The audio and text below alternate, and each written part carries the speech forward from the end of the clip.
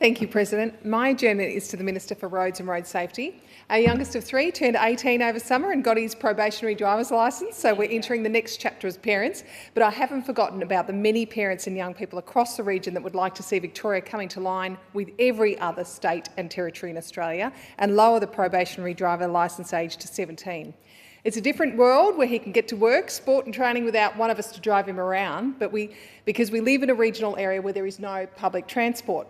Last year, our son had completed the 120 hours of driver training but missed out on work shifts and other activities simply because no one was able to take him. It's a common story that I've heard from families across northern Victoria and across the state. Some who live on farms where their kids have been driving for years, others who want to take up an apprenticeship but need a licence to get there, and young people who live on the border who need to wait a year longer than their classmates.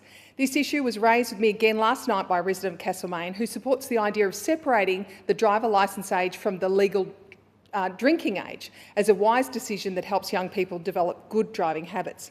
I've raised this issue several times and note the Minister's response that the government believes that reducing the minimum driver licensing age would not be in the community's best interests and that young people aged 18 to 25 account for a higher number of accidents. But that is consistent with the data we see right across other states as well, where the minimum driving age is 17.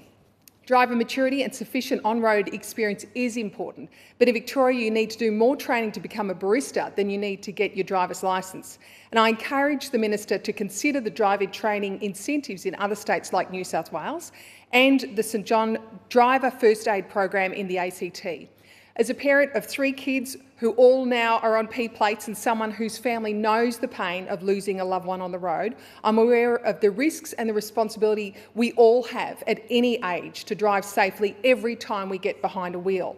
But this restriction on the driving age, which is unique to Victoria, needs to change. A parliamentary inquiry in November 2017 examined the issue in detail. The Law Reform, Road and Community Safety Committee heard from experts and received over 100 submissions, and they recommended lowering Victoria's P-plate driving age to 17.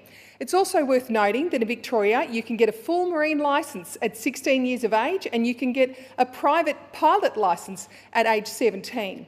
In Victoria, change is long overdue, and the action I seek is for the Minister to bring Victoria into line with every other state and reduce the minimum driving age to 17.